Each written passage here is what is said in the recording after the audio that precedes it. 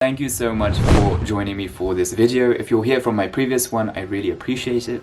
And if you're kind of new, what we're trying to do is essentially create a series or a bunch of videos that talk about issues that Pakistan is facing and think about interesting ways of thinking about these issues.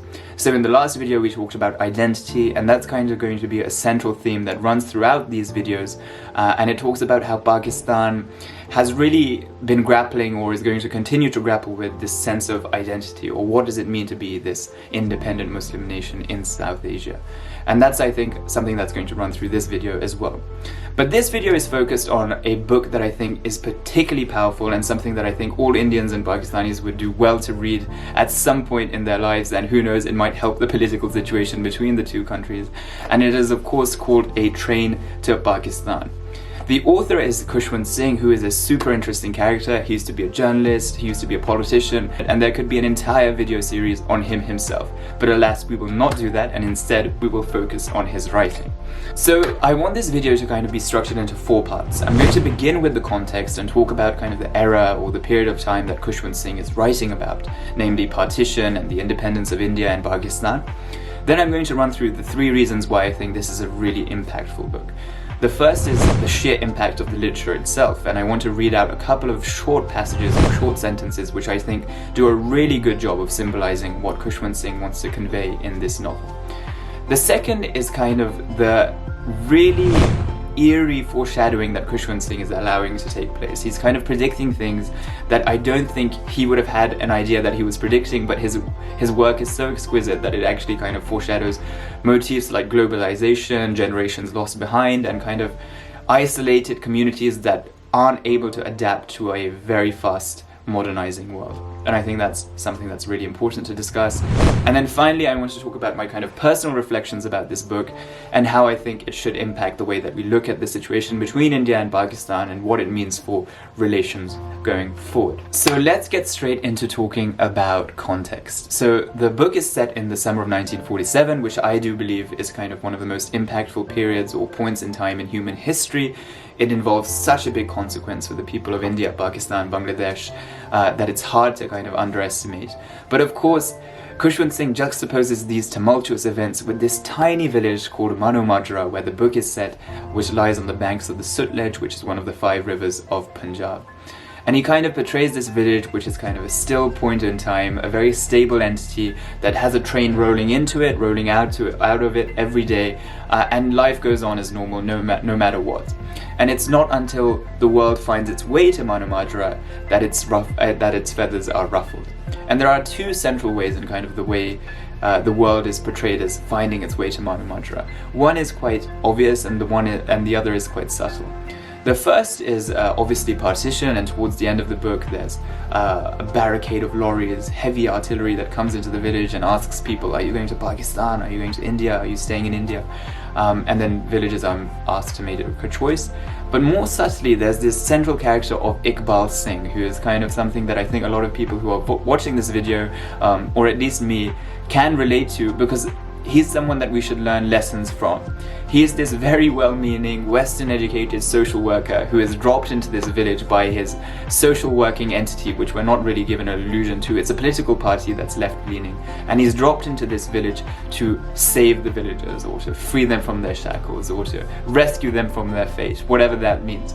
And this central figure of Iqbal Singh is someone who has one of the most interesting character arcs in the entire book, because he goes from this well-meaning, enthusiastic, passionate young man to someone who is jaded by the realities and sort of forlorn and resigned to the fate of the village, but not in the way that you might think, because I think his main sadness comes out of the fact that the village is just fine without him, which is kind of a big realization from his part. And then one of the other central characters that I think I should allude to right now is Jagat Singh, who is a thief, but he turns out to be much more than that. I don't want to give too much away, but he is also a super interesting character, because he is ostensibly vilified throughout the society, throughout the community, but he proves to be a very valuable member of kind of the community. So let's talk about the 3 reasons why I think this book is particularly powerful. The first is the sheer power of the literature. I think any student of literature or anyone who kind of has a fascination with novels and books would find something in this for them. But I just want to read 3 very short sentences towards the end of the book, when soldiers are rolling into the village and asking the villagers to choose between Pakistan and India.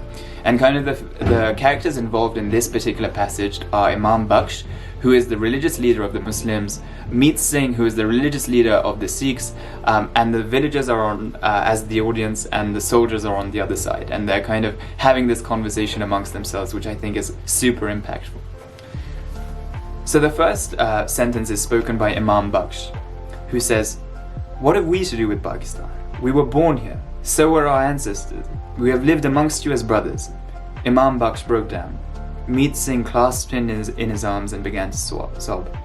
Several of the people started crying quietly and blowing their noses. Then the second sentence really hits me each time I kind of read it. "You lock your houses with your belongings.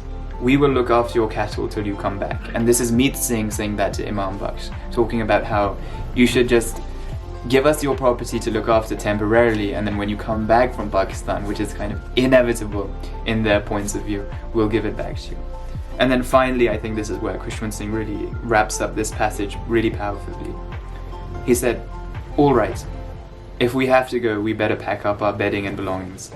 It will take us more than one night to clear out the houses it has taken our fathers and grandfathers hundreds of years to make." Now, I think that really drives the message home. It was kind of this idea of dislocation from where you belong.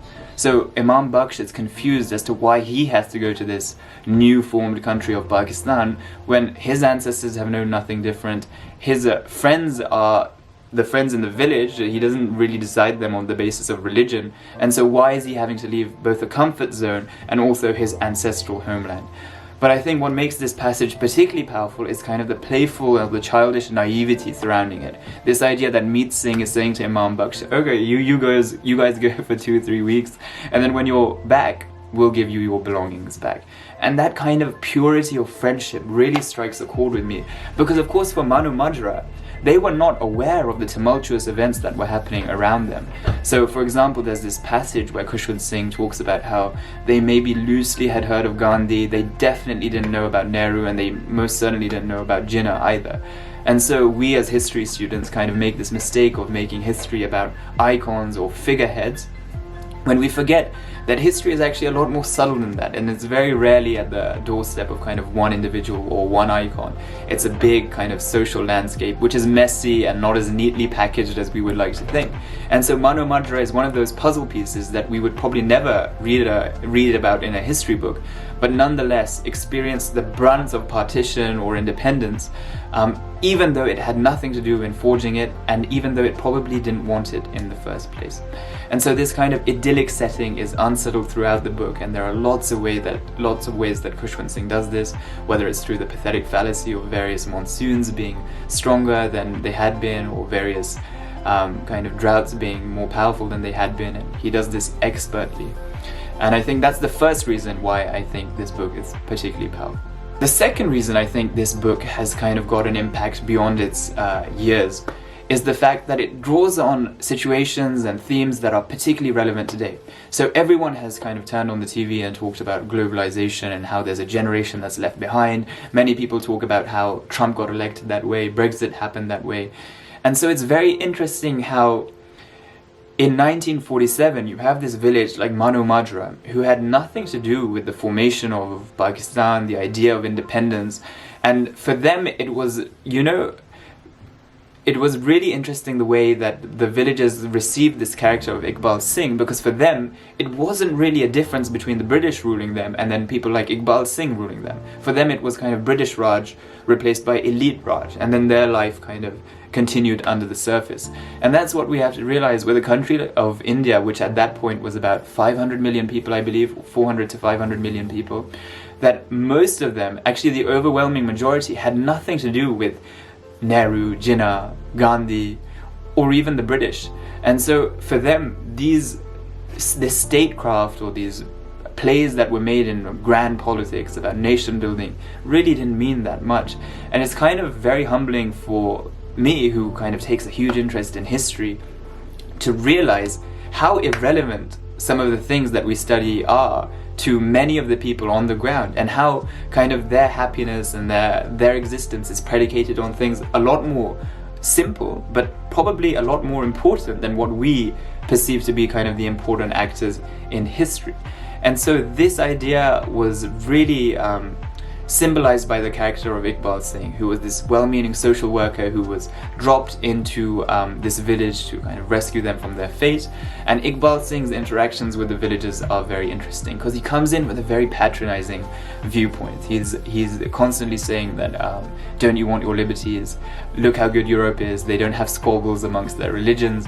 And it's often really interesting how Khushwant Singh uses characters within the village as literary devices. I mean, Shakespeare does this when he talks about jokers being the real revealers of the truth, and jokers are the ones who kind of shed light on the honest truth all the time. And he does, Khushwant Singh deploys ostensibly very simple, plain-minded villagers in this same way, because they're the ones who are often correcting Iqbal Singh's version of history, and they're the ones who are kind of talking about the correct way of thinking about certain situations. So there's one line where Iqbal Singh is alluding to the greatness of Europe and how they don't have any squabbles, and then the villager is very quick to correct them about how they have squabbles too, and it's not the case that everything is great and right on that side of things. Now, the final thing that I want to talk about is kind of the impact the book has had on me. So this Trains of Pakistan book is obviously a very powerful, emotive book, and I don't want to run through the kind of obvious reasons why it's important, be it a piece of art that documents history. I think what it really does well is highlight the commonality of our existence. And I don't want this video to kind of make it seem that I'm saying that, oh, Pakistan shouldn't have existed, everything should be unified. But what I do think we can learn from this book, whatever your stance is on Pakistan, India, is the fact that there is so much that binds us that it seems almost futile to squabble. And the two kind of central figures that portrayed this are Imam Baksh and also Meet Singh, who are the Muslim and Sikh religious leaders respectively. And they had such enormous respect for each other. They often took part in each other's rituals. They often congregated together. They made their village decisions together.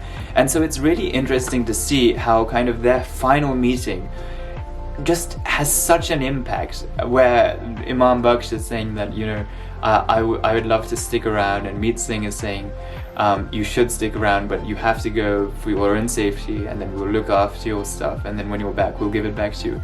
And of course that never happens. And the other character that really has a resounding impact on me is someone called Jagat Singh, who is a thief, and he was kind of vilified by society, and he's kind of portrayed as this source of all evil, someone who's been ostracized by the entire community. And I don't want to give away kind of the climax of the story, but he proves out to be a lot more worthwhile than it seems in the first place. And what is kind of the topsy-turvy way that Khushwant Singh portrays that is the fact that the thief in this situation turns out to be a lot more pure and a lot more honest and a lot more kind of right-minded than many of the ostensibly well-meaning people who are in positions of power throughout the book. And so I think those are the two main reasons why that book has had a particular impact on me, and the lesson that I think we can derive when talking about India and Pakistan is just how common our experience is. There are thousands of villages that continue to exist like Mano Majra, probably with less plurality now just because Pakistan has been created into existence, but there are pockets where Hindus, Sikhs, Muslims live side by side, and this kind of beautiful coexistence of acknowledging people's differences whilst also understanding that what they share is a lot more powerful than what divides them is something that I think we should really imbibe and also take forward when we're looking at the situation with India and Pakistan. Well, thank you so much for watching this video. I hope you enjoyed it, and I really recommend this book if you do have time. It's only about 130 pages. I think it's really impacted the way that I think about the situation, and it would be interesting to see if it's the same for you guys. And if you do have any thoughts about the book, if you've read it or when you read it, please do comment and I'll give it a reply. But thank you for joining me, and please do join me next time when we're going to be talking about another issue to do with India and Pakistan.